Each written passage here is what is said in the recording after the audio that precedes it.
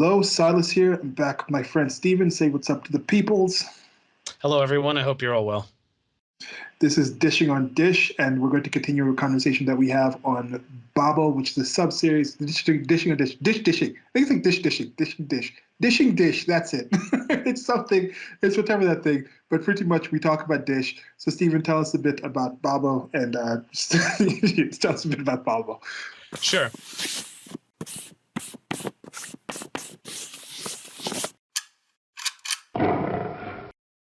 So Babbo is a restaurant it's owned by the Bastianich Empire. It was actually opened by Joe Bastianich and Mario Batali. For those who listened to the previous discussion or Felidia presentation, my last job was actually at Felidia, so this is part of that whole group. When Mario had his, let's say, fall from grace, he was bought out, so now it's entirely Bastianich run. The restaurant name means roughly something like restaurant and wine storage. So the idea is that it's an extensive menu, but it's also an extensive wine list, which pairs with the food. Now, Joe Bastianich is not a chef by trade. His background is he has a restaurant background, but he didn't work in kitchens. It's more hospitality and wine. So he planned the whole wine list, whereas Mario had the food, although, of course, with Mario gone, obviously the food has changed, some influence from other chefs, as well as Lydia and the rest of that group.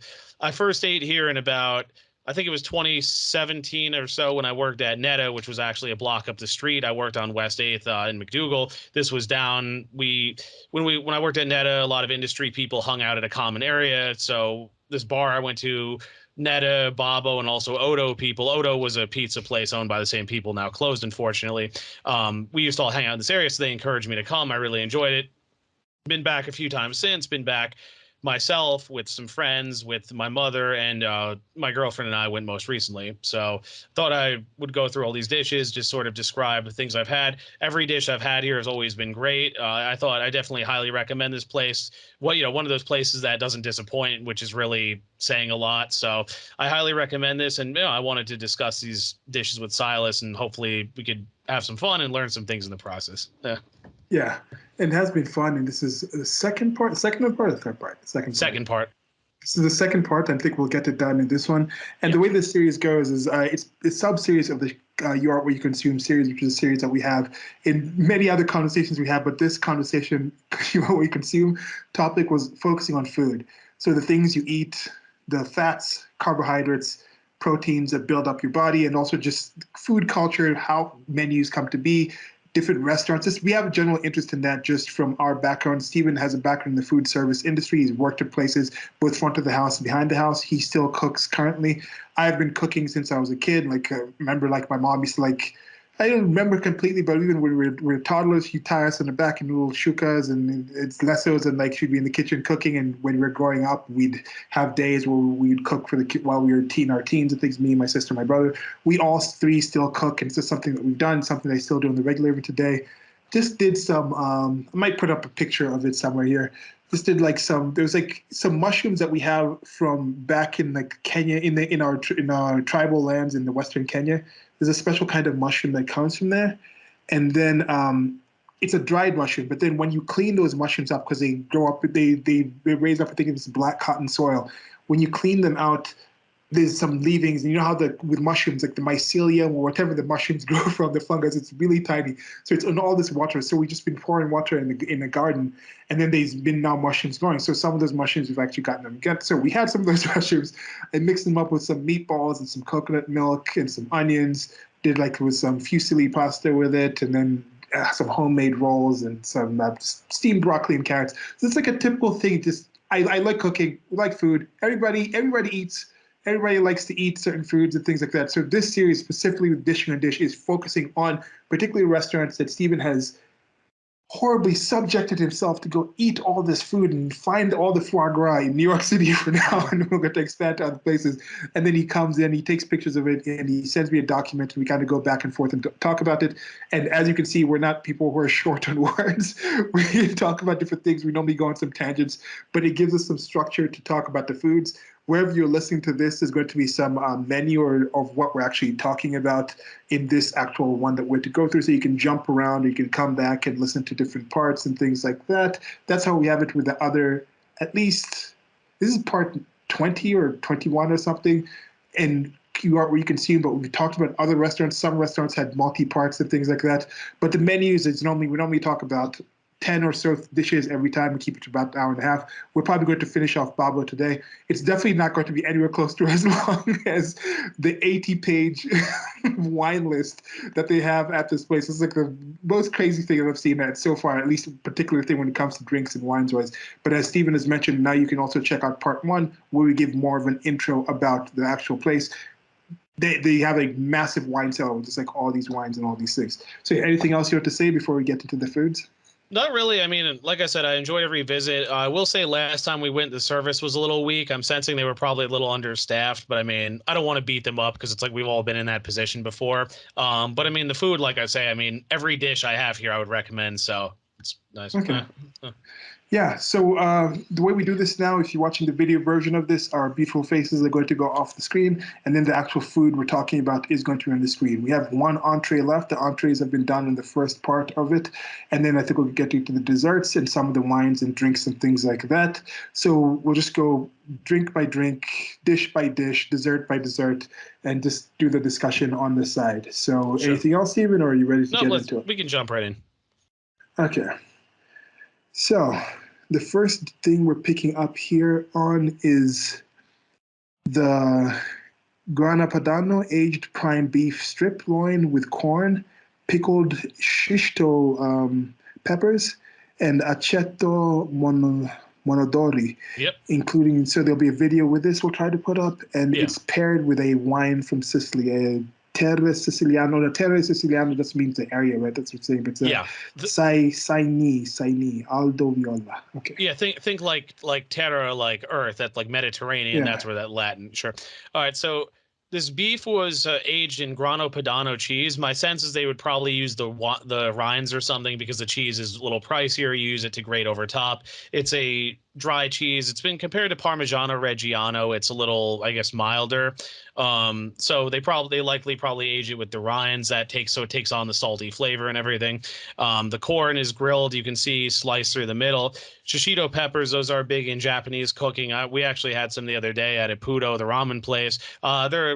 They're commonly served as an appetizer, as an accompaniment with a dish. They're a little spicy, not too much. Then aceto monodore. So aceto, it comes from in English, it's acetic acid. That's the acid found in vinegar. That's what gives it the bite. Aceto is the Italian word. And then monodore is the village that's from. Like with a lot of wines and things, they're named after the areas that they come from. Different villages will have slightly different techniques, slightly different aging periods, etc. So they want to sort of put their name on it. And this wine was actually really good. It was recommended to me by the bartender, if I recall.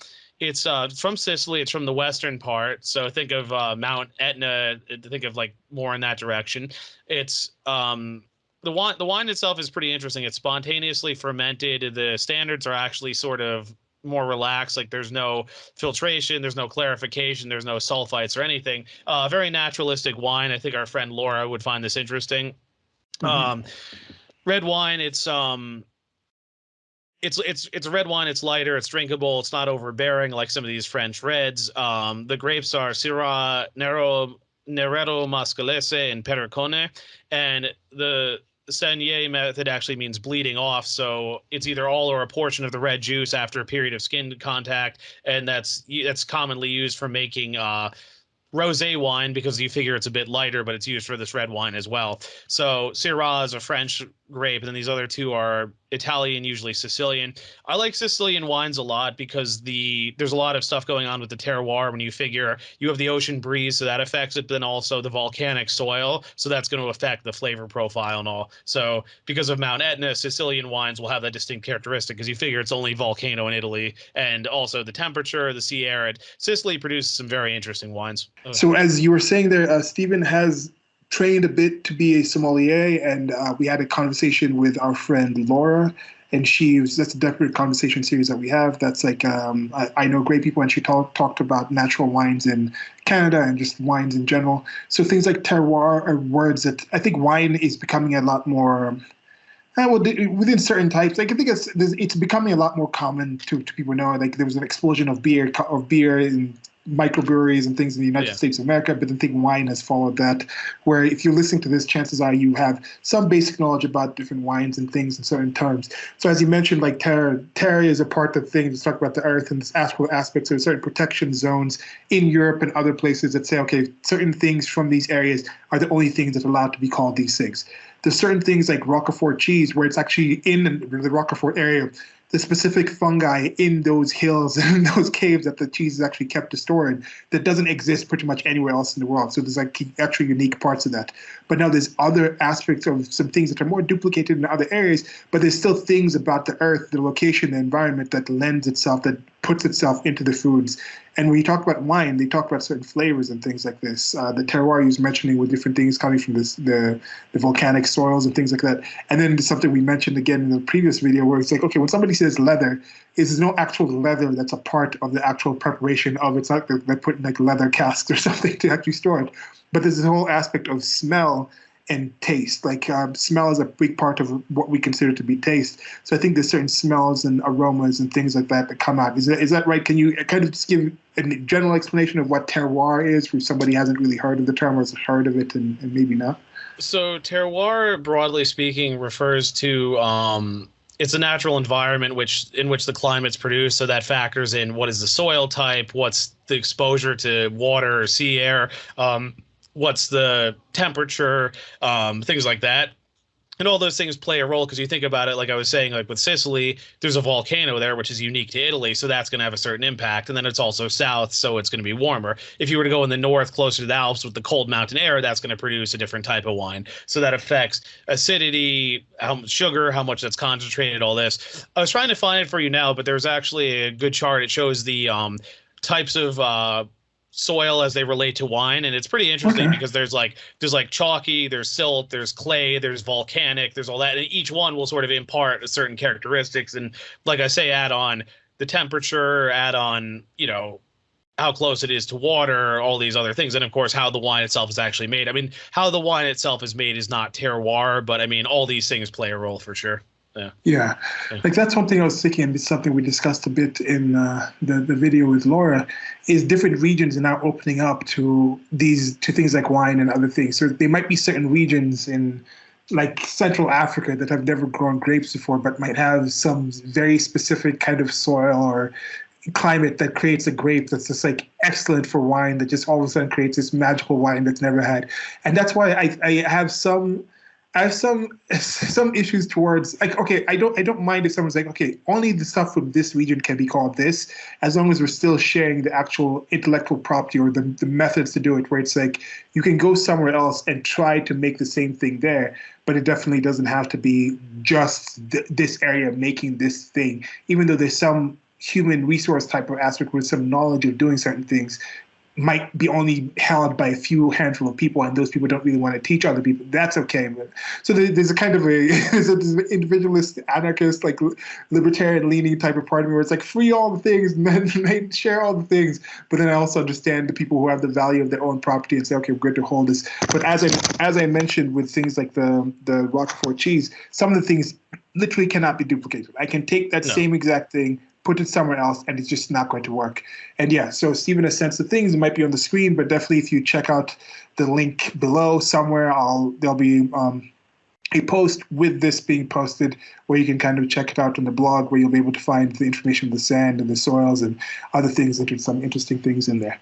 Yeah, I talked to my dad a lot about this stuff because you figure he's into gardening, but he also has a background in chemistry, so he knows a little bit about this. And like he was talking about how it's interesting because there's certain like fruits, for example, that actually need very fertile soil. Like I remember we had a rhubarb plant by the stream and it was dying. We put it in the garden, which is very fertile. We dumped compost, ash, leaves, all this. It blew up. Like it just, the nutrients fed it. But then there's other things like olives, which they say actually grow better in rocky soil. So they grow in parts of Italy and Greece because Greece is very rocky. So, I guess I don't know if it's an evolutionary thing, like certain plants just adapted. It's okay, I have to survive in this environment, so I'm just going to find a way, it's interesting. Yeah. Yeah. We've talked a lot about the actual wine. We haven't actually gotten into the actual food right here. So let's see with this plating. Now, at least one thing I've seen, the plates haven't been that amazing. I have an artistic background. One of the favorite things that I've ever done art-wise, like more like a Renaissance artist, well, I've painted different kinds of oils, gouache, watercolor. Acrylic is the main thing I do. I go into like digital stuff. I've done like different kinds of things, animation, like illustration. So I just work in these things. I think one of the things I haven't done like fashion, actual design, actual making the clothes, but designing clothes. I've done stuff like, so there's a wide range of things that I've done. But one of the greatest things that I've done was just working with clay, making plates, making earthenware. It's just like I can understand why so many cultures have that whole thing of like their gods made human out of soil, because that whole getting just a lump of dirt and making something from it that's actually functional that you actually use. There's some cool thing about that. So there's something that I find appealing with just noticing like the actual flatware that they use in the plates and things like this. But here it's been pretty standard, like white plates. But that's okay. I mean, it's standard for a reason. It works for a reason. But cooking personally, one thing I'm trying to improve is plating of the things. And there's a certain appeal to like the way you plate certain foods. So with this one, I remembered you loved seasonals plates because we had a lot of interesting shapes. Yeah, and there was like a lot of cool things, and I thought there was like a lot of thought between the thing and the pudding, and I guess so it's cool. So with this one, what's the white plate? The thing with the so it's the cuts, and again with something like this, is this a thing? If it's something that's aged, do you feel like aged beef is something where it's better to be medium rare, or everything is good meat? For me, everything is better medium rare. But are there certain kinds of beef that you think is like you should actually go rare instead of just like?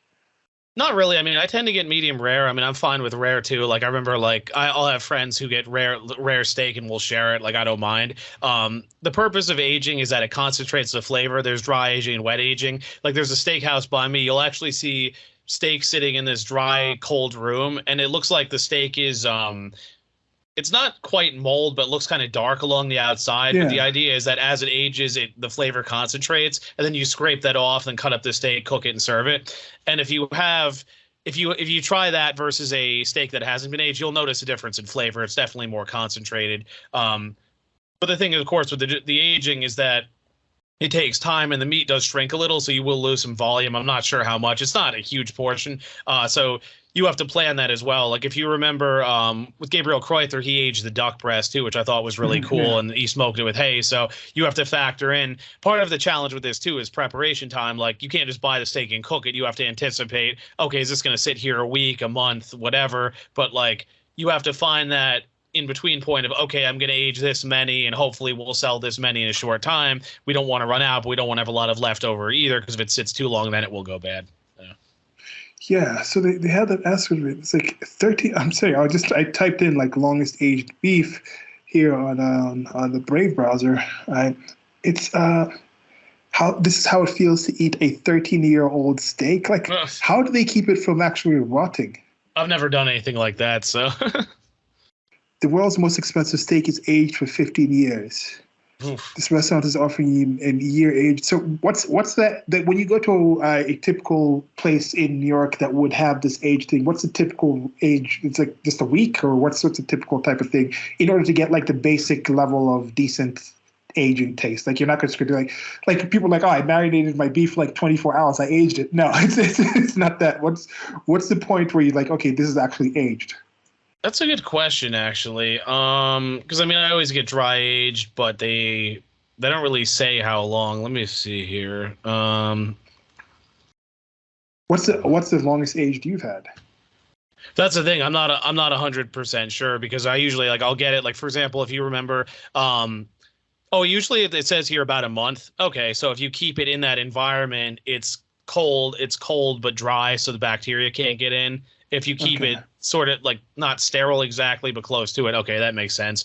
And then once you pull it out, they say it'll last in the fridge about 7 days. Okay, that makes sense. So the way you do it is there's a rotation of like, okay, this many are aging, then we'll pull them out, use them for service, and then this many get put in, and then on and on. And I guess they have it down to a science where they can stagger it accordingly.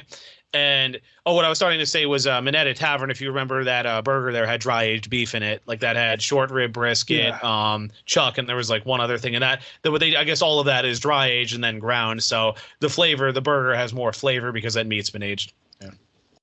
Okay. Yeah, so there'll be some links here below. You think there's some places where you probably, we've also sometimes we talk about the difficulty of doing some of these things.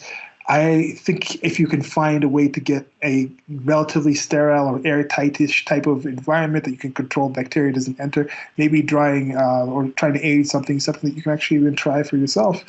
And I suggest if you do it, get a bit better of a cut. If we test it out on some lower quality cuts to begin with, some more cheaper stuff before you actually go with the more expensive cuts. But yeah, it seems like it's something that can be doable.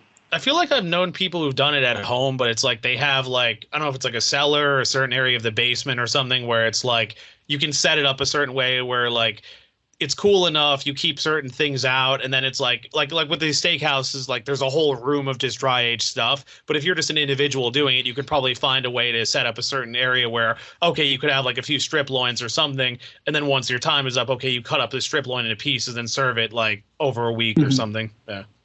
Okay. Yeah. Okay, now what else is new this year? The corn. Did they just like cut? What is that?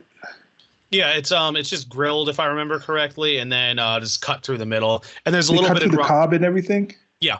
So you can just pick it up and eat it off like you would on the cob, only it's sliced through. You eat and the kernels, okay.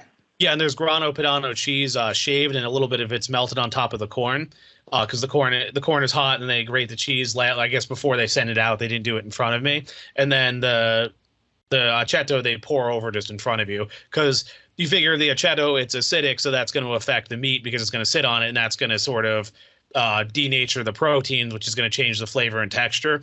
Acetic acid, like I say, is the acid found in vinegar. So you figure for apples, it's malic acid, citric acid, on. And then, of course, that's going to have an effect on the food, the texture, flavor, but also, it could add something as well. Like, and that thing is the aceto, of course, it's sweet as well as a little sour. So. Okay. Yeah. So I think that's good. I don't really have too much else to say on this. Yep. Now we can go to the desserts. We're on to the desserts now. And the first dessert we have here is the saffron panna cotta. Yep. This was saffron shortbread, apricot, passion fruit sorbetto. And this is from one of your earlier visits 2 years ago. Do they still have this? Like, this is another thing we talk about this in the first one, whether most restaurants of this level will have some rotating. Will have certain things that are constants, that are just go-tos that are there, but then they'll have maybe a quarter to a third of the menu that just keeps rotating. No, I think I might have mentioned this in the beginning, but what they do is they keep certain items in general categories. They just change the flavors and the pairings. So for example, with this, there's always a panna cotta, there's always a cheesecake, there's always ice cream and sorbet and all that, but that just changes accordingly depending on season, what's available, what the chef wants to do, etc. At seasonal, it was the same. Like, there always was a pork belly dish, there was always a sweetbread dish, there was always a steak dish. It was just, the owners wanted to have each one of those things. They just had to change accordingly with season and other things. So So panna cotta, for those who don't know, in Italian, it means cooked cream. Now, originally the way this was made, it was actually made using raw milk, and the raw milk would actually curdle from the bacteria in it. But of course, because of the whole issues with raw milk now, a lot of people will add sheets of gelatin, which will make it thicken. I've made panna cotta in the past. I'm trying to remember exactly how. It's like you have to cook the milk or cream, then you have to dissolve the sheets of gelatin, and you have to find this in between point of you have to do enough that it thickens, but not so much that it becomes like jello, because the idea is you want it to still be soft, like you can poke through it.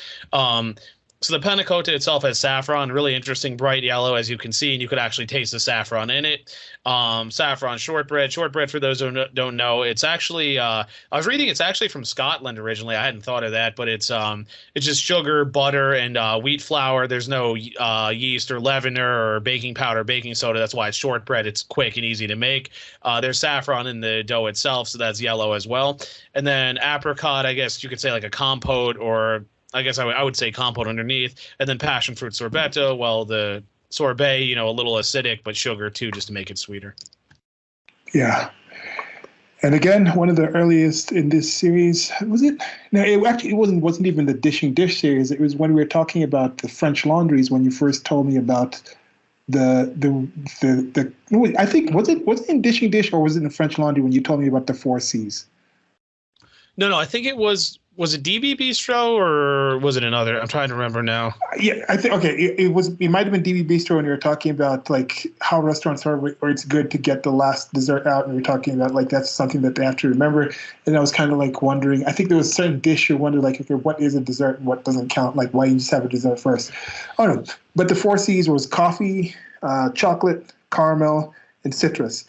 Those are the four C's that are typically in most desserts that you will find something. Chocolate, caramel, citrus, coffee. That was it. Yeah. Yeah, coffee. Yeah. What did I say? You said the other three, but not coffee. Okay. Yeah. So with those are the ones that are normally in this. So like tiramisu will have it. Of course, like any fruit salad that has citrus and stuff will have those kind of things. Chocolate, of course, of course, chocolate's a dessert, and then like caramel type of stuff. So the caramel can be had in like caramel is good, or the sweets type of thing. That's something that's involved in actually some primarily dessert type of thing. Okay, so with this one, to me, I think passion fruit qualifies as a citrus pretty much. It has that citrusy kind of tang to it. Apricot, not so much, but I think that counts as. But it's a guide, a general rule. Yes, some desserts don't have that. Doesn't mean it's not a dessert, but it's just something when people are planning to create desserts. Those are the four C's that they think of with it. Yeah, because if you remember what I was saying was that it's one of those things where if you have at least one of each of those, the odds are people will like at least one. So it's like you can kind of appeal to everyone. So like I have an uncle who has a sweet tooth, but he doesn't like chocolate, so he wouldn't get chocolate, but he'd probably like one of the others. And then okay, people who don't like coffee, they can get something else, and on and on. And it's like you have enough variety where at least you can appeal to each of those. I mean, there's no rule saying you have to do this, but it makes sense because it's like if you want people to order dessert, you want to roughly know your audience where it's like, okay, someone will like at least one of these. Yeah. Yeah. If you don't like coffee, it's a good chance you like citrus. If you don't like chocolate, it's a good chance you like caramel, and then vice versa, I think, with those kind of two things. Yeah. So what do you think about this? Like with this one, okay, so you said is that just like a slice of apricot? So it has like kind of like, that's spongy. It's like, apricot it's more like, it's like a softer apple. So you have that, then you have the panna cotta, the creaminess, and now you have the crunchiness of the shortbread kind of crumbles in there. So it's interesting kind of different mix. And is this room temperature or is this cold? It was cooler. I would say that an apricot is a stone fruit. So you figure you have like peach, apricot, plum, nectarine. That's all like kind of in the same category. I would say it's interesting because you have the creaminess. The passion fruit is sweet but acidic, and then the apricots are more just sweet, and then the shortbread, like you say, it gives kind of the crumble, so it's different textures and like different degrees of sugar, acidity, creaminess. Yeah. Cool. Yeah. All right. So jumping on to the next one. Yep. Now we have some ricotta cheesecake with poached figs, shortbread crumble, and a honey gelato. Sure. Yep, this is, like I say, when I went with mom and friends. So ricotta cheesecake, the cheese, that's the cheese used. Poached figs, I think they're poached probably sugar, maybe a little red wine would be my guess. Possibly port wine, I'm not sure. That's common in a lot of this stuff. Shortbread crumble. Poached like the eggs? No, because those are poached in water, whereas this is usually like cooked in like wine or simple syrup or something to kind of give it a sweeter, accented flavor. But the same technique, instead of water, it's wine, like the heating up kind of thing of like putting. Yeah, because poaching, you figure it's below boiling. Like water boils at 212, so poaching's roughly, I think it's like 180 to 200 or something. Because the idea is it's hotter, but it's not so hot it's going to boil, and that's going to affect the outcome. Because you figure boiling an egg, it's going to seize up. A hard or soft boiled egg, it's going to be solid. Whereas a poached egg is meant to be delicate. It's meant to hold its shape. The vinegar and the water, of course, will help that as well, but it'll hold its shape just enough. So when you break it open, there's runny yolk. Yeah. Shortbread crumble, same as above, just no saffron. Honey gelato, I think it's pretty self-explanatory, similar to ice cream. Honey, of course, you can tell the color and the flavor. A little bit of the flavored breadcrumbs underneath just to sort of hold up the ice cream. Mint sprig on top. Yeah. Okay. And mint. Yeah. Yes, the mint here. I was trying to look at like different like mints to actually have like in the actual with meats and things like that. I'm trying to figure out some good mint mix. I mean, probably like chicken and stuff like that. But I'm thinking maybe like making some pork with pineapple tomorrow, some stir fry might look about. How do you think that would be if I added some mint with pork, Stir fry with pineapples. I don't know. Maybe not. I was gonna say that's kind of a Hawaiian thing, pork and pineapple. Yeah. I think that's something with it, but or maybe in the rice. I think it could be good with like mint rice. I don't know. I'll figure something out with this one. But okay, so with this one, again, you have the poached fig. Now with the fig, would they return it to room temperature before they serve it with this dish, and maybe put it in the fridge, or what happens?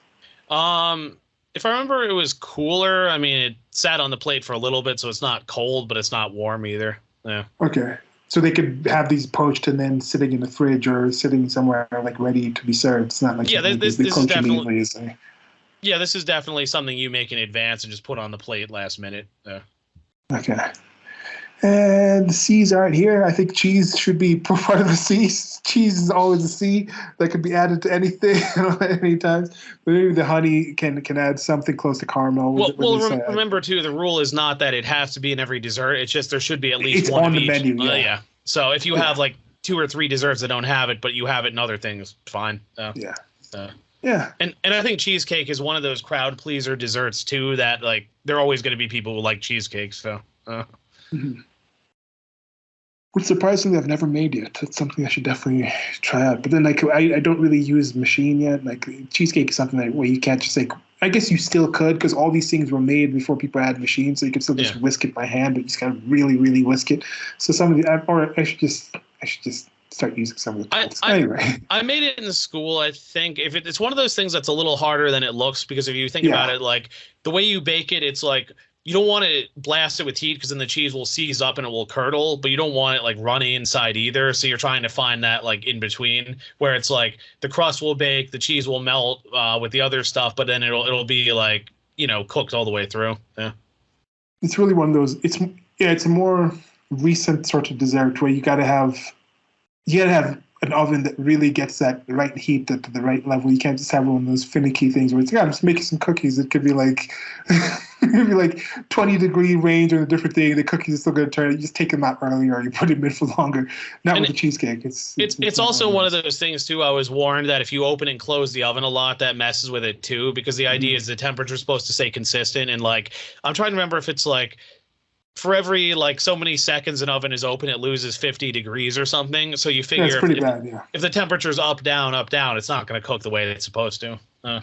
Actually, come to think about it, when people like preheating ovens, it's probably better to like preheat to like maybe like 10 or 20 degrees higher. Let's say if you're doing Celsius, but if you're doing Fahrenheit, like 50 degrees higher for that moment when you open it and put it back in, because you're going to lose a lot of the heat when it comes in. So the food's going to start at like a lot lower, but it's going to get together with the thing. Well, it also depends what you're doing. Like I remember, like most places I worked, the convection ovens stay at about 350. But remember, a convection oven, even though it says 350, it's going to cook faster and feel hotter than a regular oven because it's blowing hot air, whereas the conventional oven is just coils. So even if it cools down a bit, it'll stay at about a certain range, because if you're working in like a restaurant and everyone has to share an oven or something, it's like you have to kind of keep it at like a certain level because that's like about what everyone needs it at. Now, if you're making stock or something and you're roasting bones, you'll probably do it closer to 500 degrees because the bones take a high heat. But what happens in those cases is the saucier will come in first thing in the day, turn the ovens on full blast, roast the bones first thing, and they start it like before everyone else does prep. And then once everyone else is there, the stock's already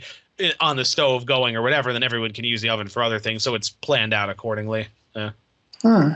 Cool. We go on these little cool asides about restaurants and things like that because Stephen knows this information. But there's also other series where we talked about specifically restaurants, and Stephen was also the first one on the series of I Know Great People, where he talked about more his background working in the food service industry. So most definitely check that out for more really interesting info about this working in the food service industry. Yeah. Okay, so moving on to the next dessert here. This is a nice little plating here. I like this. Nice, it's kind of light colors, pastel-y type of colors. This is a ricotta cheesesteak with honey gelato, kumquats. That's a weird word. Kumquats, and pomegranate. I like that word. Hand grenade. So that's where the word comes from. So this was when we went most recently. So, similar to the one above, similar cheesecake. What I should have said before too is that the common cheese used in cheesecake is either cream cheese or ricotta. Like people debate like which is better, but I mean the American typically uses cream cheese. Italians use ricotta. I mean, I'd have to compare side by side. I've had them both. They're both pretty good, but Okay, now can you put like ricotta on like bagels? Can you also like switch out things you normally use cream cheese for with ricotta? Like, you're making like carrot cake icing? Can you use ricotta instead of cream cheese? I mean, you could, but the flavor profile and texture would be different because you figure the fat content, and also with cheesecake, it's not just the cheese. You figure you also add eggs, like milk or cream, other things, so that's going to affect how it cooks. Whereas, like, if you were just to swap out the cheese by itself, it would change because tougher texture, lower fat, it's going to have a different reaction. You'd have to. I mean, I think you could do it, but you'd have to adjust your recipe. Yeah. All right. So tell us a bit about this. All right, so similar to above, ricotta cheesecake, honey gelato. I think that's self-explanatory, like the last one. Some sweetened breadcrumbs underneath, pomegranate, and then the candied kumquat. Looks like they were sliced through, probably cooked in simple syrup. Both the inside as well as the skin. For those who don't know, kumquat, the skin is sweeter than the inside, which is usually the opposite is true. Pretty simple dessert. I mean, I think we had this, I want to say like winter technically or late spring. Citrus is actually in season in the winter. A lot of people forget that, but like if you go to a lot of places that cook seasonally, you'll see a lot more pomegranate and citrus in the winter because of that. And Les Spalier, where I did my externship, did that as well. Like wintertime, you always had pomegranate, citrus, all that. And then springtime, of course, you had strawberries and other things, fall, apples. You get the idea. Yeah, no. Yeah, and that's interesting. So do they make these cheesecakes in little small dishes? Yeah, my guess is that what they probably do is they probably have almost like a cupcake pan, but like something like that, and then they probably pour the mixture in each thing, and then you just bake all of them, and then you pull them out, and then when it comes time to plate, you have them on a sheet tray, you pull them out one by one, put them on the plate with the other stuff. Yeah. Yeah, no, this is cool because you have the cheesecake there, kind of close to with gelato. This has a different silkier type of feel than the creamier ice cream, and that's something that they've not done with ice cream, just going to different flavors. But I remember when I first got to Italy, like they had, yes, Baskin-Robbins has the 31 flavors, it's 32 flavors. I don't know, but it's normally more like berries or things like that. But when I got to like Italy with the gelato, it's like rice or like herbs, like this different kinds of things, like curry gelato, where it's just like they put all these different kind of flavors into different things. So it's an interesting thing. There's definitely a slight difference. There's a notable difference between gelato and a typical more like Western. I guess gelato is Western. Italy is part of the West. But of the typical type of American type of ice cream that you'd think of. Well, if you like I've seen with certain ice cream makers, there's actually setting, and there's actually a gelato versus ice cream setting. So there's things like that because I think it's the fat content, it's how much it's spun, like how cold and how quickly it's spun. If you remember, Cold Stone was big on the whole like slowly churned ice cream, like it churns slowly and over a long time. The argument is that if you do it slower like that, it'll freeze more gradually, so it'll be a smoother consistency, likely higher fat content as well. I think I might have mentioned before I made sorbet with liquid nitrogen. That was interesting. You actually drop it in directly, and that was an interesting thing because it's said to be better because there's no ice crystals. So you get like what's like a coffee urn, and you pour coffee out of it, and you put liquid nitrogen in there, drop it into the sorbet in the mixing bowl, and just keep dropping it in periodically as it's mixing, and it'll actually freeze. Yeah, it's cool. You got to be careful with that stuff, though. You don't want any on it. Yeah. Some danger cooking. And yeah, the pomegranate, of course, is just like how there's the juice and then the small crunchy seed that's inside it. But that it's like every single one seems to like explode. Yes, even the fruit itself has that kind of, when you open it up, it's tiny pieces. That's why the hand grenade thing came, because grenade had the shrapnel inside. Yeah. But every single one, when you bite into one, seems to have its own tension. So it's not like grapes don't burst in the same way. There's something about these little tiny seeds. Like it seems like the surface, the tension or the pressure it's different. It's a great fruit. I like it. Yeah, I think again that's another one of those like reproductive strategies. Like maybe somehow it evolved to distribute the seeds a certain way, and there's flesh around the seed. Yeah, I don't know. Yeah, it's. I think. Yeah, it's a thing. Maybe like a bird, when a bird or the prey animals that do it, like they'll get certain parts of it, but then other parts will stay out. And then I think the seed itself, whatever's the flesh on the outside of the little small kernel of the seed, probably provides some nutrients when it's initially in the soil. Yeah, it could be something like that. Yeah. Yeah. All right. Okay. Anything else? No, I think that's good. Okay, so on to the next one. Now we have a panna cotta again, the Concord grape jam, and peanut brittle. Yeah, so as you can see, it's again the plating of the desserts is it's really good. Yeah, it's as you can see, it's a play on peanut butter and jelly. The panna cotta itself, I want to say is vanilla flavored. If you look very closely, you can actually see little black specks. Those are vanilla beans, a little below the mint leaf. So the panna cotta itself didn't taste like much, but there's Concord jam, which they make in house. Really nice. They puree it, strain it out, everything. And then peanut brittle, that's around the outside. Like I say, it's a play on peanut butter and jelly, those flavors, just doing it in a more interesting presentation.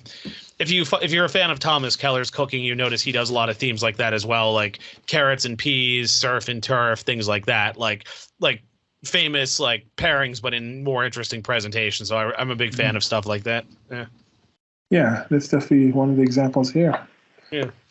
Yeah, and also jams. If you're a jam eater, this is definitely something that if you easily get a thermometer and make your own jams, get your own fruits, make your own ones at home. Don't just go out and buy those processed things, because there's a high chance. Yes, you can go maybe like the Trader Joe's, the Whole Foods, and this is becoming something that's more common. We can get more like artisanal type of things, but some of these things are relatively easy to make on your own.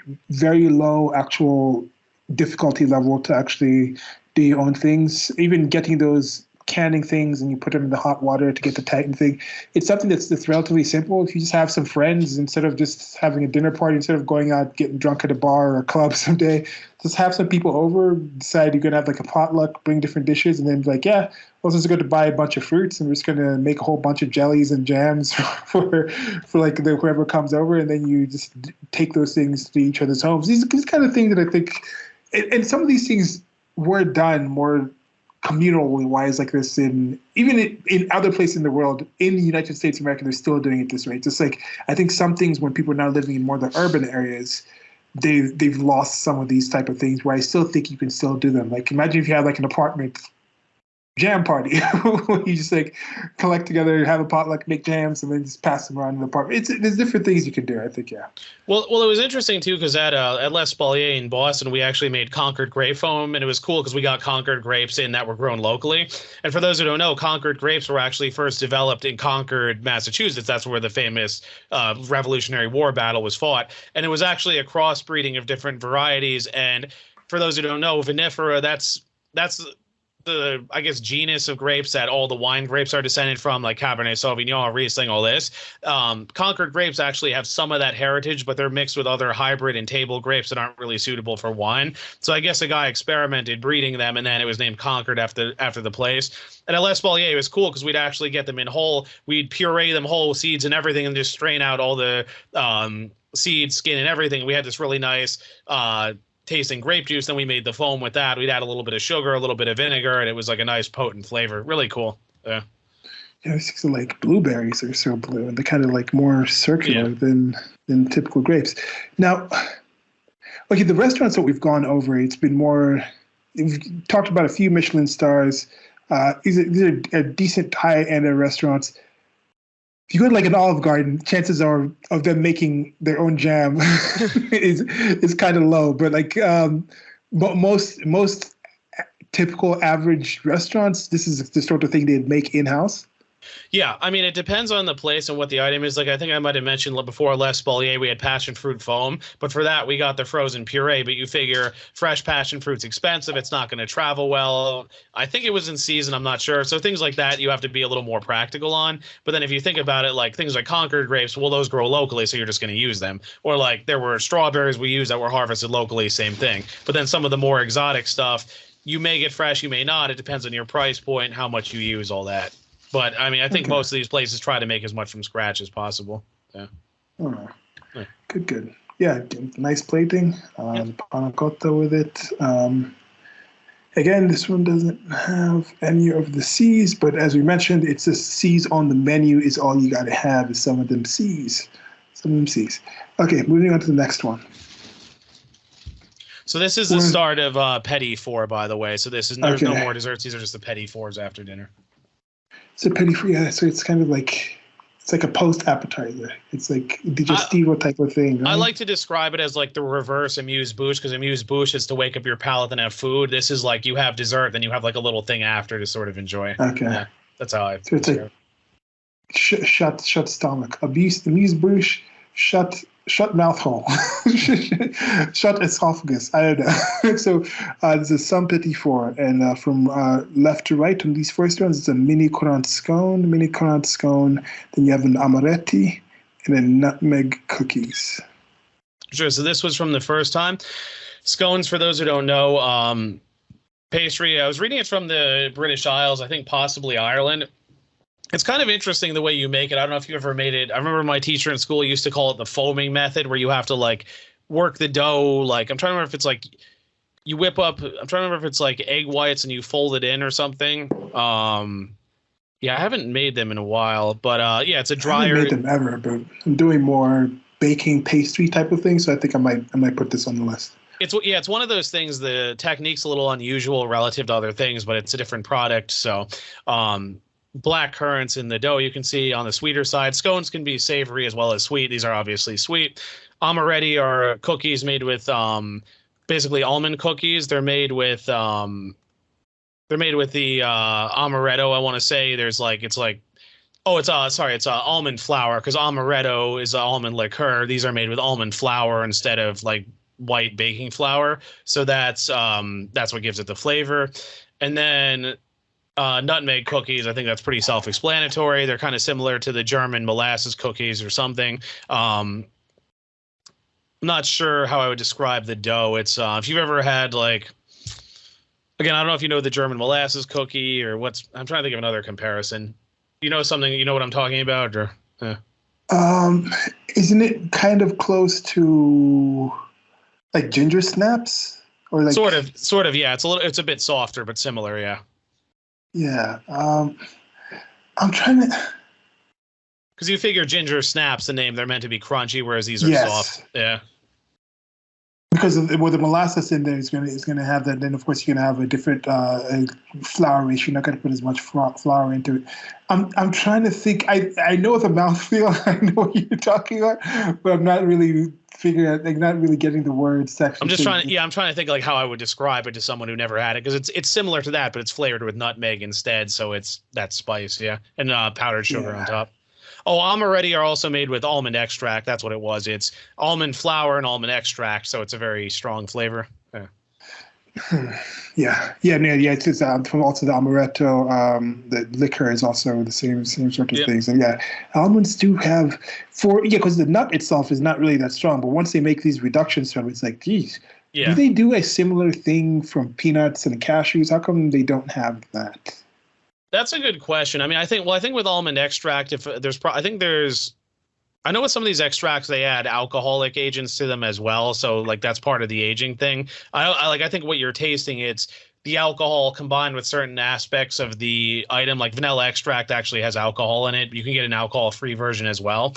But I think with peanuts, I mean, you can do peanut oil, but I don't know. I guess just people would rather do whole peanuts or like ground peanuts or something, and I don't know, just different flavor profile.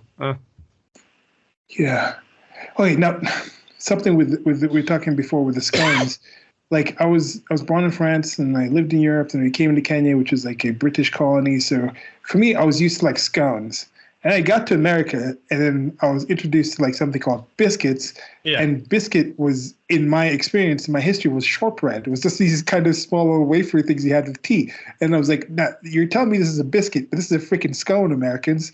So, well, so I would say they're very between them. Yeah. Well, I would say they're very different, because I remember I got bitched at by this teaching assistant at culinary school because I was making what I thought were biscuits, but he was telling me no, because the way I was rolling them out, they were rolls, whereas biscuits, you're supposed to like fold the butter in a certain way, then cut them through and then like lay them out. But then with scones, what I was getting at is that the dough is drier because, like I say, there's yeast and stuff, but there's no I don't think there's like it's a leaner dough because it's like work. You fold in the egg whites, you bake it, it's drier, whereas biscuits have a lot of butter. So it's definitely a different pays. It's definitely a different method, different end product for sure. Yeah, here on all recipes, they're talking about the difference between like the ratios of the mix-ins, the way they enjoy both scones and biscuits in the nations, from difference of ingredients availability. So yeah, there's different kind of things in there. You don't get confused. Like, but if you order a biscuit when you're in England, you will not get. No. And you're an American, and just know that it's not what you're gonna get. Yeah. You see it on the menu. It's not. And also, if you're in the UK and you see like biscuits and gravy, it's not going to be what you think it is if you actually get that. With biscuits and gravy is really good. Yeah. So they say so southern biscuits have more butter and acidity, as Stephen was mentioning, from the buttermilk also, making them extra fluffy and flaky, while scones rely on richer, denser ingredients like heavy cream and eggs to get a sturdy yet crumbly pastry. Yeah, because like I say, like I'm trying to remember the methods for dough, but I remember my baking teacher called the scones, it's the foaming method, because it's the whole thing where like the egg and everything, like you sort of like whip up and you sort of like fold the other stuff into it. So that's why you call it the foaming method. Whereas biscuits, it's like mixing the stuff together. And with biscuits, the dough will actually have butter like strewn about like in the dough if you look at it. Then when you bake it, that's how it, it'll rise, and that's how you get that effect. Yeah. All right. Yeah, so moving on to the next petit four. We have some pistachio and chocolate cookies for petit four. And these chocolate cookies look almost exact to some chocolate cookies I made like a couple of weeks ago. So these actually came from Felidia. The recipe is in the cookbook, I want to say. I have to go check. These were at Felidia. I used to snack on them sometimes. Yeah, there's pistachio. I want to say if it's pistachio extract, I think, or something in the dough itself. That's how you get the green color. And sometimes they serve with jam on the top. It's really nice. Chocolate cookies, I think that's pretty self-explanatory. Dark chocolate. Not much else to say there. Okay. Yeah, I used cocoa powder for mine, not any dark chocolate. I think a place like this will actually want to use the actual chocolate itself, the chocolate. Yeah. Yeah, well, not really much to ask on it. Pistachio is like, yeah, it's an okay nut. It's like the process of I don't understand people who get shelled pistachios. I'm like, what kind of heathens are you? Like half the joy of pistachios is breaking those little half open kind of shell type of thing. Yeah. It's like kind of like like clams. It's like clams but nut version of clams. It's a fun like who would get clams just like deshelled? I'm like, what's wrong with these people? So it depends. It depends on what the dish is like. Like well, some if you have people, like clam soup or like if you're having like clam chowder, yeah. But if you're just like getting like clams, like my favorite one is just like the clams when you can actually pick them out and shit. Well, because like with the pasta dishes, the way you cook them is usually you have the pasta in your pan. You like cook the clams usually with broth or stock or something. They open up and then you throw your pasta and mix it together and serve it. And then part of the idea is you eat it and you pull the meat out of the shells as you're eating the pasta. Yeah, typical Italian. Many different Italian regions will have this like the frutti di mare, and that'll be like the clams are not included in it. Yeah. Excellent. There was some restaurants in DC I'd gone to where some friend, I think Joshua was, he'd taken me where it was like deals of getting like a bunch of clams for like $5 and like some Drachenbach or so. There's this wine, this beer. It's a cool thing. Instead of like wing nights, there was like clam nights. Well, I don't know if I mentioned, but one of my friends went to Scotland. She's a bartender, but she does other stuff, like she does consulting and everything. And she went on a trip to Scotland. She got to tour different distilleries, and she showed me a bunch of the meals that she had when she was there. It was actually surprisingly good because there's that stereotype of Scottish food being notoriously bad. But she said, But she said the shellfish there was really good, and I was like, well, that makes sense because of where it's located. It's like you can fish all these clams out. You get. She said lots of good oysters there, things like that. So it's like they're just taking advantage of what's around, and then of course you can do different whiskey pairings, different beer pairings. Pretty interesting. Yeah. Some cuisines are very regional. Right? It sounds stupid to say. It's kind of so basic to say, but some of them are like. They don't really transfer outside of the particular ingredients that are actually used in that area, or some of them are. I think like a key thing is the ones that are not that developed because it's essentially just this thing is really good here, so we roast it and put an herb on it and you serve it. When it's like that, it's hard to substitute that particular thing for anything else.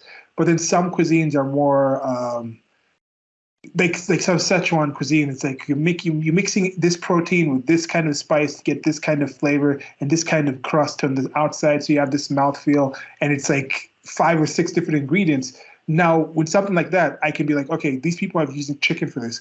I can switch out turkey. I can switch out pork if I marinate in a certain way. Now, with something like that, we'll have more diversity and flexibility on actually doing it. Yeah. But if it's really good Irish clams, what are you gonna do? Clam chowder is like 3 ingredients. Like you either get good clams and potatoes, or you're not gonna have good clam chowder. So well, I remember years ago too. We were talking about wine earlier, and what a French sommelier told me was that the difference in Europe is that people are proud of their regions. So, of course, Champagne, famous for Champagne. You go to Bordeaux, it's Cabernet Sauvignon, Cabernet Franc, Merlot. But he was saying the difference in the U.S. is that it's trendy. Like certain wines are popular, all these people drink them, and this wine is popular, people drink that, and so on. And I was saying, like, it was interesting because before I worked at Seasonal, Gruner Veltliner was popular. Like Austrian wines were becoming popular. Of course, French stuff has been big for a while, but then people complain like, oh, we don't like the French, they're arrogant. But then they start growing those wines here, and then Oregon. Well, and then Oregon actually beat France for awards one year. I know, like they said they actually did a better job, but I guess it works because the latitude is about on par with France, and also the Oregon climate. Our friend Steve, who we interviewed, was telling me that Oregon has several microclimates in it, because you think about it, like you have, mountains, valleys, rivers, ocean, and it's like you can do a lot of stuff even in a small area. So pretty interesting. Yeah. Got some friends considering moving to Portland. I'm like, why Portland? It's like, yeah. But there's Portland, you might think, okay, that's the place, but then there's an entire state of all these other things that are going on as well. Well, same thing with New York. Like people think of the city, and it's funny because I say I'm from upstate, but it's like an hour and a half north, and there's a whole other, rest of the state. People don't really seem to understand. Like New York is like New York City is at the bottom of the state. It's like the first. If you're driving from the East Coast, if you're driving from the South, it's the first thing you meet, and then there's like 5 more hours of New York.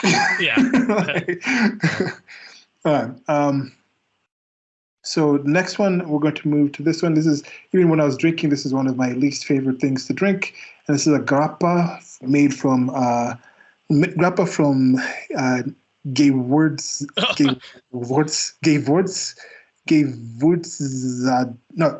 try this one. Okay, gewürztraminer. Pretty close, gewürztraminer, yeah. Okay. So, I wanted to talk about these a little bit because, obviously you don't drink, and I'm cutting back, but I thought these really stood out in my memory, and I tried. Grappa it's good. It's the flavors. It's kind of like truffles, where it's like the taste of truffles doesn't put me off, but there's just something about it. Literally gives me a physical headache to do it, like an actual headache, and it's fortissimo. The taste, it's this blah, punch you in the face, like taste buds. Yeah.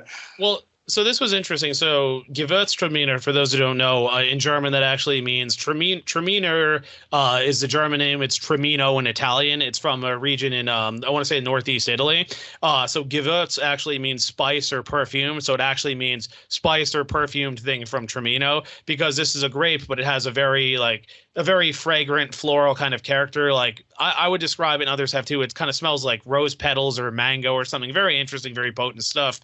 And I thought it was interesting because I had never had grappa made with this before, and I tried grappa in school. I didn't like it, but I had like really cheap stuff that just wasn't good. So I thought, okay, give grappa a chance. And then the stuff I tried at Felidia was pause. That most definitely, there's certain things like grappa. If it's cheap, don't do it. Yeah. Just don't do it. You'll put yourself off it. Get some good stuff to actually get what it is. Yeah, go ahead. Yeah, because in school it's one of those things where it's like they give it to us to say they let us try it, but like it's not like good stuff. But then at Felidia I tried a few and I liked it, and I thought I'd give this one a shot, and I really enjoyed it. Because it's definitely drier. For those that don't know, grappa is made not just from the grapes, but also twigs, leaves, like everything's just thrown in, and it's a lot different from wine because it's going to be drier. Some of this, it's actually slightly sweet, but dry too, and it's a little bit thicker. The texture's a bit different, but it smells and tastes like the wine. But it's a little bit drier, and it has that other texture. I thought was very interesting. Yeah. Nothing really tastes like grappa besides grappa. Just like nothing really tastes like truffles besides truffles. It's a unique thing of its own. Like you really taste the twigs. You taste the plant. Because with Yeah. with truffle oil and things, there actually are the truffle oil is not real truffle, but it's a flavor that's created in a lab. So I guess what they do is like, they somehow came up with a certain chemical combination. They figured, oh, if these things combine, let's taste and smell test it. Oh, it smells and tastes like truffle, But it's like, what you're getting at, I think in nature, nothing is quite like that. Yeah. Yeah. So Yeah.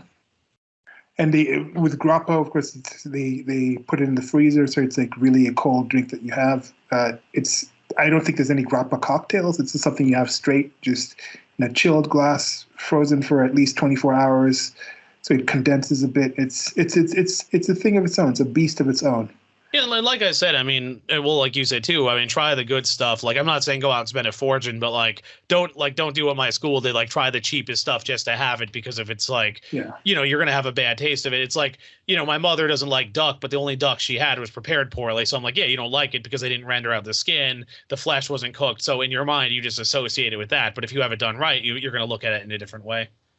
And in Italian cooking, this is Italian cuisine. This is normally a digestivo. It's something that's given at the end, like you say here with the petit four. So it's like at the end of the thing. Sometimes people have coffee instead, cafe instead, or something like that. But it's not something where you're like, oh, I'm going to go a night out and have like shots of grappa. It's not normally like that. It's normally something that's with the actual meal and things like this.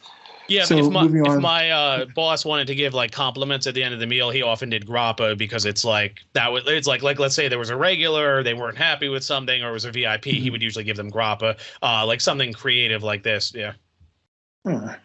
So now on to the last one that we're talking about tonight is today. Yeah, we're recording this. It's afternoon for Stephen and tonight for me. It's grappa and liqueur made from chamomile. Sure. So grappa, I don't know exactly which grape or what goes into that, but it's flavored with the chamomile liqueur. So I'm not 100% sure how they make that. Oh, I'm reading here. It's grappa is made from the Nebbiolo grape. So if you have like Barolo or something, that's made from Nebbiolo. The chamomile flowers are actually left to macerate for 11 months, and they add sugar. Okay, that makes sense. That's how they do that. So it's the flowers in the grappa itself as it ages, and then it takes on that flavor. I wanted to give this a shot as well. I thought it sounded really interesting. Christine's a big fan of chamomile. The restaurant I'm talking about, I may talk about next. There was actually a chamomile creme brulee, so that was interesting. And then, if you remember correctly, too, at Seasonal there was a foie gras dish with chamomile as well. So I think chamomile is kind of an underrated item. It has some cool flavors if you add it. Yeah, we have some chamomile tea actually. Like I have it occasionally. It's just like the flowers of chamomile. It's just like tea, because that's technically tea is not. That's a weird thing. Like tea, there's the tea plant, but tea is also just in general steeping parts of leaves or flowers of a plant into hot water. That is technically tea.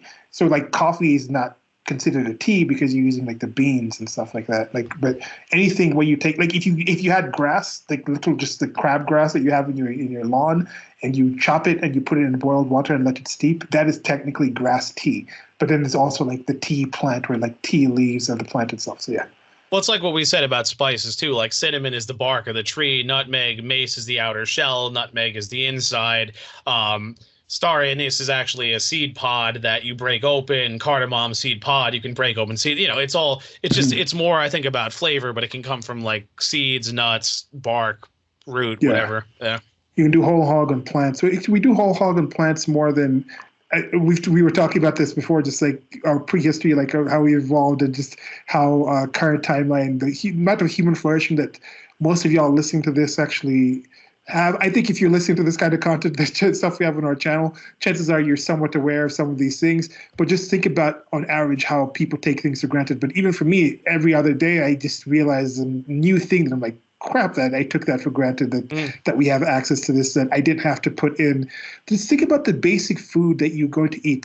Think about the last meal that you had, and just think about if you and maybe your immediate family were the only people who were able to actually source that actual content, the raise the animals, slaughter them, feed them for how long, plant the trees, pick the things, prep the spices. How long would it take you, if it was just like your family doing it without all the amenities of living in the current timeline, to actually get that content? And this is the things where I think you can just appreciate and just value just the stuff that we have. And that's also why, even tomorrow, like, I appreciate and value the fact that Stephen has access to get to all these places, and then he also has the knowledge, take the time to come and share some of these things with us. And also, I just really appreciate y'all, guys, gals, and everything else in between who listen to these things with us. But yeah, so chamomile, I might even have some chamomile. No, I think I'm just gonna have some. There's like this passion fruit and jasmine green tea bags I have. I'm probably gonna have that. But yeah, the thing with chamomile though is it is a relaxant, so be careful how much, if you're cooking with it or have it. So okay. Be careful, because if you drink a bunch during the day, odds are good you'll fall asleep. So just one thing. But I mean, a little bit either on or within dishes is kind of nice. And I mean, you figure it's a good dessert item, because I mean, if you're wrapping up, you're not going to eat, you're not going to do much. I mean, you have it at the end of the meal. Why not? You know? See, now I'm wondering how. Okay, so this was a separate liqueur. You're saying this liqueur is chamomile. There's no grappa in this liqueur. No, it's grappa made with chamomile. It's sold as. Okay, so that's what I'm wondering, that because grappa again has that strong taste, but chamomile, like you said, is more of a. Because you figure. Yeah, I want to say like floral, but I don't know why I'm thinking oily. Like there's something. Well, because you figure, like, you know, to make an alcohol liqueur, whatever, you need sugar. You either need natural sugar, you need add sugar. The flowers don't naturally have sugar. It's just you can make the tea and add sugar to it. Or in this case, they make the grappa with the leaves in it and they add, with the flowers in it, then they add sugar, and that's how it has the flavor. Yeah. I'm just kind of wondering what these two flavors would be like together. Yeah. I mean, I know you don't drink anymore, but I mean, I would definitely recommend it for anyone interested. Over just the plain grappa? Yeah, I mean, I like these flavored grappas just because there's more going on. Because like I say, grappas, they throw in the twigs and whatever else. So that's why it has that unusual flavor. The gewürztraminer one was interesting, but gewürztraminer has such a potent flavor on its own. That's why it was distinct. And then this one, of course, you know, you get the chamomile and then there's sugar, which kind of offsets some of the bitterness and enhances the chamomile. So I thought that really worked well together. Yeah. Okay. Yeah. And that was it. That was Babbo. Now our beautiful faces are back on the screen now. So yeah, you worked at Babbo? You told us I first. No, you didn't. You worked by Babbo. I worked a block up from Babbo at Netta, which is now closed, and then my last job was Felidia, which is part of the same group. They were always involved, but like I said, when Battali had his whole fall, he was actually bought out of the place, so now it's entirely Bastianich run, and. The menu changed a little bit. I think I had mentioned in a previous talk how our chef, after Felidia closed, he went there for a bit. I guess since he's moved to DC, he's working somewhere else now. So he brought a bunch of items from Felidia, some which were in here, like the cacio e pepe and the pistachio cookies. But at the same time, I guess they've kept some signature dishes. I think the new chef has probably added some things. They've retained some of what was there. You know, it's kind of a mix, but Babbo and Felidia were kind of different places, though. I mean, because Felidia was more like they're both white tablecloth, or Felidia was a white tablecloth restaurant, but Felidia is more the type of place, like a lot of elderly clientele, like you sit down for a while, whereas Babbo, it's more of a mix. Like there are people who will come in, get a plate of pasta and leave. There are people who will do tastings. There are people who will get 3 courses. There's, you know, it's a little more mixed because it's by Washington Square Park, so you have a lot of foot traffic and you get all sorts of people in the process. Yeah. Yeah. It's one of the survivors. I said Stephen was working in the food service industry before the Rona coup came around, and now he's still living in New York City. As he's changed primary professions, but he's still involved with it. We've had separate conversations talking about just how, I mean, many people had struggles at their workplaces, but the food service industry was one of the hardest hits because, of course, restaurants is people going out, sitting together in places. So that was one of the first things to be shut down.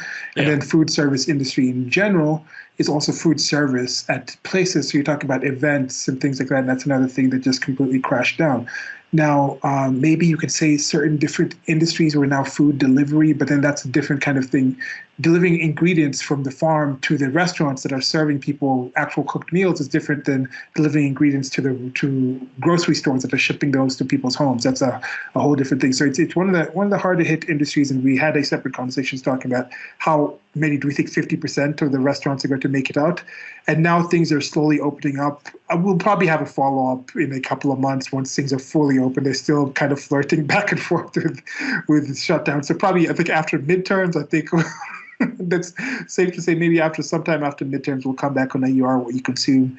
General talking about what's the restaurant scene looking like in New York City. Maybe by then Stephen will have some more input. He already has a lot of stuff to say about that, but let's give him some more time to. Let's give him and the restaurants some more time to see if they open back up again. One comment I was going to make on that, though, is it's interesting because they've talked about the whole streaming versus movie theaters, and would streaming kill movie theaters? Would, you know, originally they even said the VCR and DVD players would kill movie theaters, but movie theaters especially. No, they're not at all. And it's a similar story with restaurants. And I think one guy I listened to about investing actually made the same comparison. Like, you know, I mean, it's going to get cooking at home is going to get better and better. They're going to have more interesting devices. They're going to make things easier. They're going to get cheaper, all that. But people will always want to go out, will always want to be taken care of, all that. It's the same thing with movies. Like, you can get like a beautiful TV setup and everything, but it's like you're not going to get a massive screen in your home. People like getting out of the house. People just like eating and, you know, spending time with friends, maybe go somewhere after. Like, that experience is really hard. Few dishes after. Yeah, that's why these businesses aren't going under, because there's always that demand. Like, there isn't, at least not yet, a way to duplicate that at home. I mean, again, you could argue it's getting closer to that, but it's like there's still something about like wanting to go out and be in that different environment and all that. And that's why even with the COOF, it's like movie theaters are rebounding, restaurants are rebounding, because people want to get out. I mean, people just want to get out and do all those things. Yeah. Yeah. And it also depends on what you're eating. There's certain things I just won't order. I mentioned this in, I think, every single one of these that we do. My ordering philosophy is order something that I make a lot so I can learn how to make it in a different way, or order something that the effort and the amount of ingredients, the higher chance that I'm probably not going to make that on my own. So typical lasagnas, like I'll make a lasagna. I've made like 4 lasagnas my whole life. Like one every like 2-3 years. I'm like, okay, I'm gonna get all those ingredients and make the bechamel and do all the layers and stuff like that. And like, oh, yeah, that's what I'll do. But so there's certain things like that where where certain things at restaurants. Now you see that with movies where it's like, I don't understand why someone would go watch like a romantic comedy at a movie. Maybe if you're on a date, then there's a date night type of thing.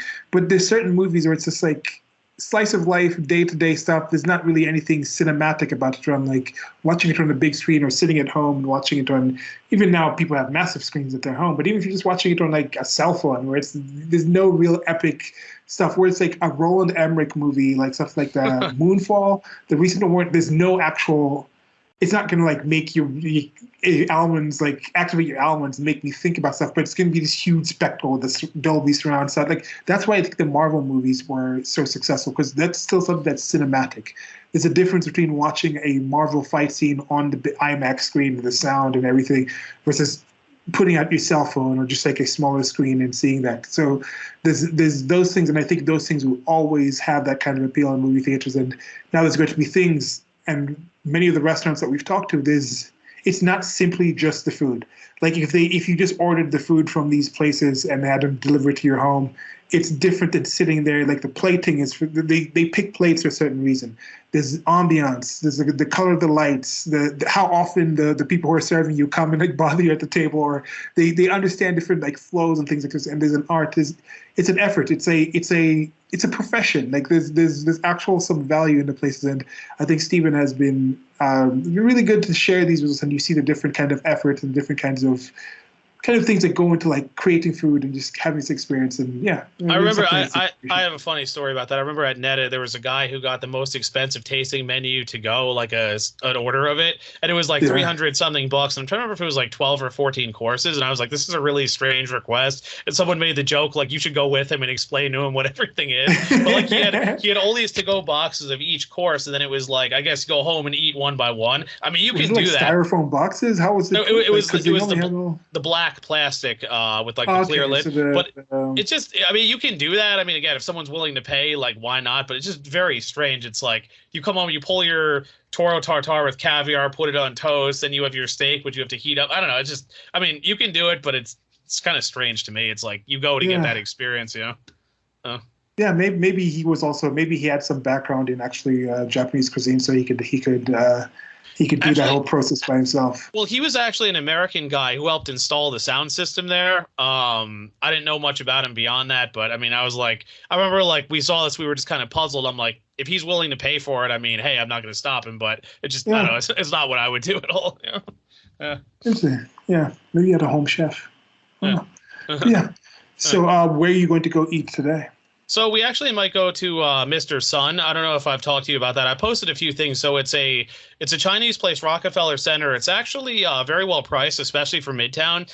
But it's very authentic. They actually have like Szechuan, Cantonese dishes, all that. I had abalone last time, and I see a lot of ethnic Chinese eating there, so that's probably a good sign. I tried a few different things last time. I want to try a few other dishes. Yeah, it's interesting because they have some of the more American stuff like kung pao chicken and fried rice, but then they have some more interesting stuff like jellyfish. I had duck tongues last time. Like it's that good menu. It's that good menu where it's like there's stuff that's off the beaten path, but then there's a lot of like standard stuff for people who aren't as adventurous. Yeah.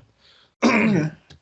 Yeah, I remember getting to Italy and like being used to your typical. I hadn't been to some more higher end Chinese places when I was in the United States of America. Then I finally got to Italy, and like Italy, there it's like more like regional based Chinese type of cooking. And the food, the flavors, definitely a lot more seemingly subdued compared to the Americanized concoctions that you'd have, and it's still really good stuff. And that's also just going on with like an Italian food of just using really fresh and full of whole ingredients and things like that. That was a big change. So yeah, cool to see that there's places like that in New York. Yeah, it got a lot of good reviews when it opened. I guess there's other locations in other cities too. Mr. Sun, it's called. Maybe we'll talk about it at a future date. But I just thought it was interesting because it's like it's not just the as my old roommate used to say, Chinese fast food. It's like they actually have like the ethnic dishes that have like different techniques, different ingredients, like things I don't see everywhere. And I love stuff like that personally. Yeah. Okay. Yeah, so that's a potential one, but what do you think is going to be the next in Dishing and Dish series? So I think I would like to discuss print next. I haven't drawn up the document yet. I went once with Christine. I went 2 or 3 times on my own, so I have a bunch of material from that. Okay. I don't know if you saw my recent post with the chicken liver. That was very creative. They have some very interesting stuff. It's one of these farm to table places that's actually pretty close to where I live, and it's one of those like I walked by all the time, but like I never paid much attention to. But I went a few times and I enjoyed it, so I thought, okay, give them a shot. Yeah. Cool. Yeah. And yeah, so that's what's going to be next. And as Stephen said, his posts. There'll be a link somewhere here below where you can find his Instagram, and you can find different posts there about food and other kind of content that it would now be accepted on a post Elon Musk Twitter that might not be seen in a pre-Elon Musk Twitter. But then there's also chefnitup.carbon33.com where you can find different things that I post food-wise. I keep talking about getting Stephen on that as well, and I don't actually do it. But eventually that will happen when he'll be posting some stuff as well. Stephen's also starting to cook more, so we'll eventually start talking about putting stuff, more creations and things that we're making ourselves. And I have Chefnit app, which is Chefin with 2 F's, I-N, app like APP. On Instagram, I post some of my food on there as well. So there'll be links to all that kind of stuff here. And with this series, if you've enjoyed this, there's at least 30 other restaurants, 30 other parts of Dishing Dish that you can actually check out with different restaurants. Not 30 restaurants, but it's probably 12 restaurants divided to like 30 different parts, because Seasonal had like 5 parts. But so that's other content you can also dish on that before we get to the next one. As usual, Stephen, thank you very much for this. My pleasure. Guys and everybody else in between, goodbye. Bye-bye.